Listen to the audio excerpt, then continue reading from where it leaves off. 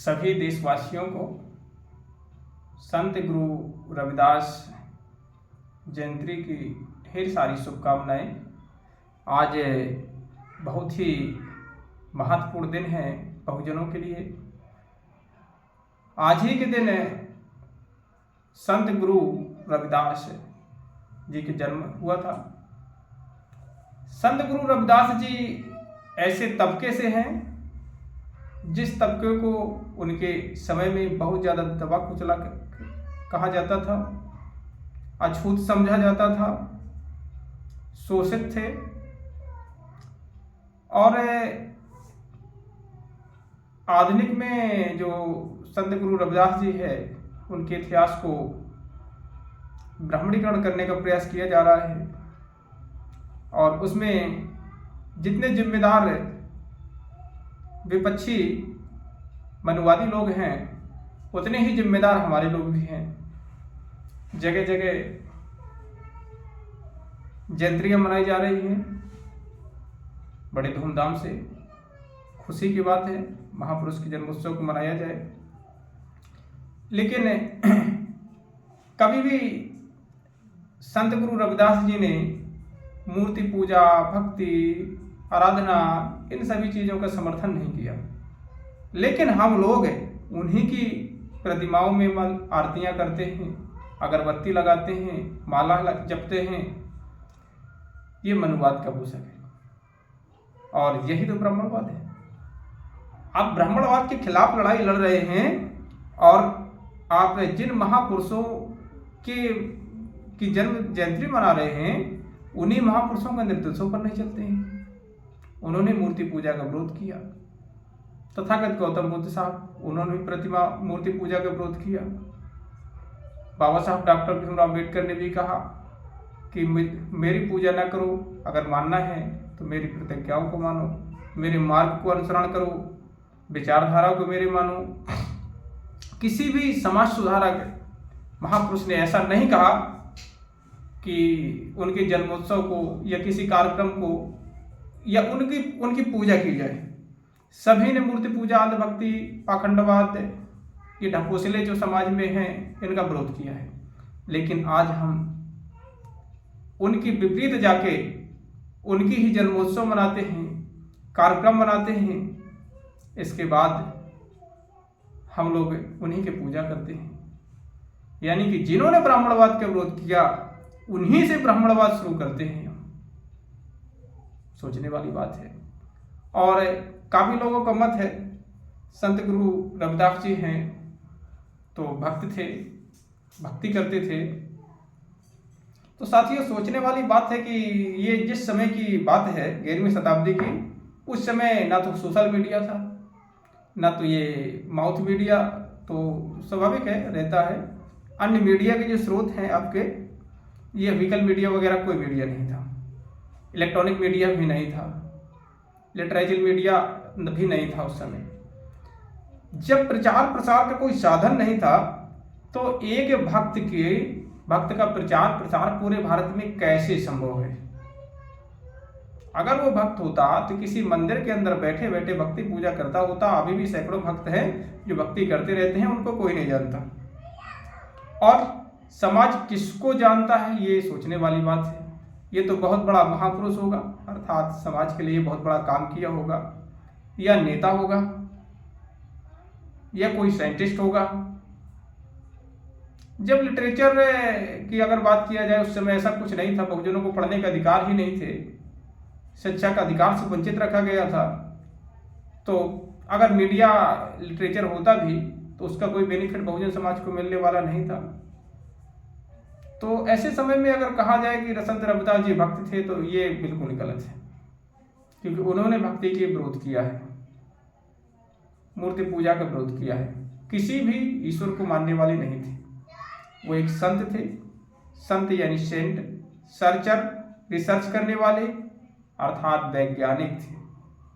और वैज्ञानिक दृष्टिकोण के अंतर्गत बहुजन समाज में उन्होंने जागरूकता लाई, संघर्ष किया, रैदासी संप्रदाय बनाया। रैदासी कोई जाति नहीं थी, रैदासी संप्रदाय बनाकर उसमें संघर्ष किया और समाज को मुक्ति दिलाने के लिए काफी भरसक प्रयास उनका सफल भी रहा। इसके बाद बहुजन समाज में जितने भी महापुरुष आते गए, लगातार महापुरुषों के आंदोलन को आगे बढ़ाते गए।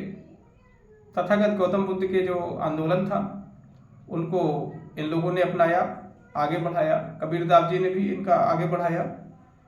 और बहुजन समाज में आधुनिक युग की अगर बात किया जाए, संत गाडगे साहब हो गए, और जो राष्ट्रपिता ज्योतिबा फूले जी, राष्ट्रमाता सावित्रीबाई फूले, लालय सिंह यादव, पेरियार रामास्वामी नायकर जी, और राजा बिजली पासी, लाखन पासी, बहुत सारे बहुजन समाज में पुरुष हुए, महापुरुष हुए। उन्होंने उसी आंदोलन को डोर टू डोर आगे बढ़ाने का काम किया। पिछड़े की अगर बात किया जाए तो पिछड़ा समाज हो या एससी समाज हो, दोनों में कोई भिन्नता नहीं है। पिछड़ा समाज वही है, एससी समाज वही है। सोचने की बात है, उत्तर प्रदेश का प्रजापति बैकवर्ड में आता है, मध्य प्रदेश का प्रजापति अनुसूचित जाति में आता है, उत्तर प्रदेश का श्रीवास यानी धोबी जाति अनुसूचित जाति में आती है। वहीं अगर मध्य प्रदेश की बात की जाए तो ये बैकवर्ड में आ जाती है। तो बैकवर्ड एससी में ज़्यादा कोई अंतर नहीं है, कहीं एससी में है, कहीं एसटी में है। तो दोनों ही जातियों में अगर अंतर देखा जाए, कैटेगरी में अंतर देखा जाए तो कोई अंतर नहीं है। अगर जिन लोगों के अंदर विचारधाराओं में कहीं मनवाद आ गया हो कि ये एससी की लड़ाई है, बैकवर्ड नहीं आएगा, बैकवर्ड की लड़ाई एससी नहीं आएगा, ये मूर्खता है। क्योंकि जो एससी की लड़ाई लड़ रहा है तो वही का परिवार, रिश्तेदार, नातेदार अन्य प्रदेशों में एससी है जो यहाँ बैकवर्ड बना है। तो यूँ तो साइमन कमीशन का मामला, साइमन कमीशन आया और उन्होंने एक सूची बनाई, जिनका शोषण हो रहा था स्वीकार किया, उनकी सूची तैयार की गई और सूचीकृत वो हो गए तो अनुसूचित जाति हो गए। अनुसूचित जाति के अंतर्गत उनको विशेष रिलीफ दिया गया, जिसको आप आरक्षण या प्रतिनिधित्व कहते हैं। साथियों, संत गुरु रविदास जी की जयंती है, तो अगर आप लोग उनसे परिचित ना हो तब तो बहुजन समाज में रहने का या विचारवान होने का कोई मतलब नहीं बनता। ज़्यादा कोई चर्चा का मामला नहीं है, लेकिन हमें ये जरूरी नहीं है कि संत गुरु रविदास जी का ही जन्मोत्सव है इसीलिए हम इसको बहुत धूमधाम से मनाएं। हमें बहुजन समाज के जितने भी महापुरुष हुए हैं, चाहे वो संत कबीरदास जी हों, चाहे वो आपके लालय सिंह यादव जी हों, पेरियार रामास्वामी नायकर जी हों, या कोई भी महापुरुष हो जो बहुजन समाज में जन्मा है। अगर आप वर्ण व्यवस्था की बात की जाए तो जो शूद्र वर्ण में आता है, इन सब के जन्मोत्सव को मनाना चाहिए। जन्मोत्सव मना लेना ही पर्याप्त नहीं है कि आप लोग एक कार्यक्रम रखो, डीजे भांगड़ा ले, व्यवस्थाएं करो, पूरे गांव में घूम जाओ। ये भी इसका कोई लीगल फायदा होने वाला नहीं है समाज में, ना तो समाज में नजर आने वाला फायदा है। ऐसे भीड़ अगर जुटाने की बात है तो शादियां करते हो आप घरों में तो हजारों की संख्या में लोग इकट्ठे हो जाते हैं। क्या जागरूक हो जाते हैं? नहीं। जागरूक होने के लिए जरूरी है कि भले ही घूमो अथवा न घूमो, लेकिन बैठ के विचार विमर्श होना चाहिए, विचारों का आदान प्रदान होना चाहिए। जब आप बैठते हैं, मंचन करते हैं, एक दूसरे की बात को सुनते हैं, लोग पढ़ने के लिए, इतिहास पढ़ने के लिए अग्रसर होते हैं, क्योंकि पढ़ा लिखा व्यक्ति इतिहास नहीं जानता, क्योंकि वो शिक्षित है, प्रशिक्षित नहीं। प्रशिक्षित होने के लिए अपना समाज का इतिहास जानना होगा, क्योंकि आपको जो इतिहास पढ़ाया जाता है वो सिलेबस पर मनुवादियों को कब्जा है। वो अपने बाप का इतिहास पढ़ाएगा, आपके बाप का इतिहास नहीं पढ़ाएगा। आपको अपने बाप का इतिहास पढ़ना है तो अपनों के बीच में आना पड़ेगा, अपनों के बीच में बैठना पड़ेगा और कैडर की चर्चा करना पड़ेगा, अपने महापुरुषों की लिखी हुई किताबों को पढ़ना पड़ेगा, और तभी आप अपने समाज के लिए जान सकते हो। जो व्यक्ति समाज में जन्मा है और समाज के बारे में नहीं जानता है, उसका समाज में रहने का कोई मतलब नहीं, वो तो पशुवत जिंदगी है। अरे जीने वाली बात है, पशु भी जन्म लेता है, इंसान भी जन्म लेता है, पशु भी मरता है, इंसान भी मरता है, पशु भी खाता है, इंसान भी खाता है। दोनों में अंतर क्या है? कोई नहीं भाई। किसी न किसी तरीके से पशु जी लेता है, घास खाए, रोटियां खाए, मार खाए, किसी तरीके से चोरी करे रोटियां, किसी के घर से जाए, वो भी जीवन जी लेता है। कुत्ते की बात करें तो, या किसी पशु के अन्न की। इसी तरीके से मनुष्य की अगर बात किया जाए, मनुष्य भी चाहे गरीब हो चाहे अमीर हो, वो भी जी लेता है। लेकिन जी लेना ही पर्याप्त नहीं है। मानव समाज में आए हो तो मनुष्य बन के जियो। मनुष्य को मर जाना ही पूर्ण मरण नहीं होता,